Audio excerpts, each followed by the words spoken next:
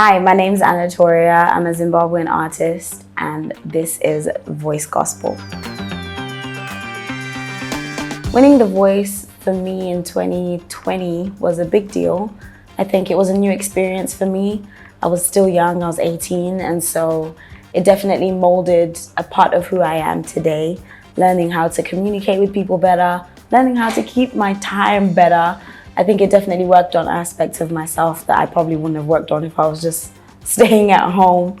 I think it's impacted me massively knowing that me being a Christian and going on that show, I got a chance to represent Jesus. So it was more than just me, it was more than just my family. It was about representing what God can do through a young individual like myself. So I was young, and so I always thought about Jeremiah when he was young, and God was working through him, and so I tried to see myself in the same light. I didn't grow up in the UK, but I did grow up for a fair amount, but I was born and raised a little bit in Zimbabwe.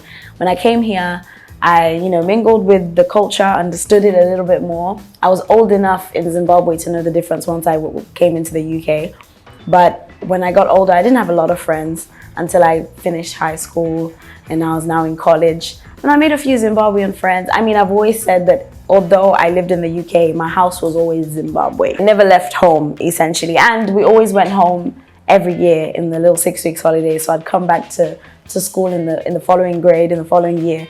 People would be like, oh my God, what did you do for holiday? And I'd be so excited because I said, I went to Zimbabwe. And they'll be like, oh. And I'm like, they don't know that, we're living such a lavish life in Africa. And so it was lovely. I think I've always never lost touch because it's where my heart is. I literally always considered coming back home just to be here for like a year or so.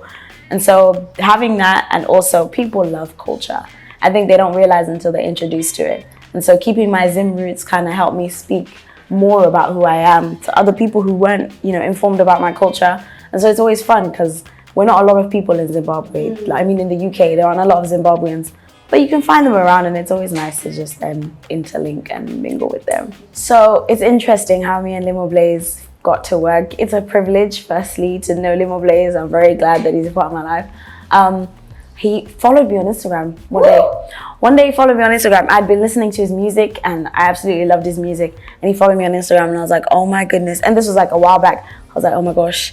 And so there wasn't really much communication between the time that we did Put It On God and the time where he followed me. But I remember when he hit me up one time, he was like, let's do a collaboration. I was like, okay, I'm so down. And so we actually worked on 2 other songs before we did Put It On God. And so Put It On God just seemed like the fitting song, especially for the time that we were in.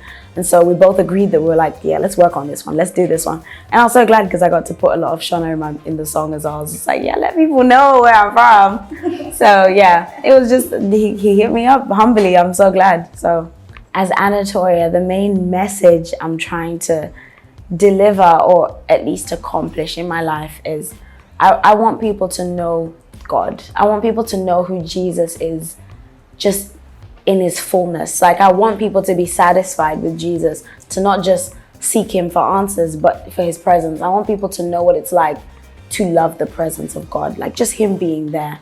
And so I think overall, through everything that I do, that will be my main goal over everything. I just want people to see and encounter Jesus and walk a life with him so that they never feel alone, so that they never go through a season where they're like, oh my gosh, I'm on my own. I truly say there's no moment I've ever felt alone having Christ in my life. So I want people to feel the same way.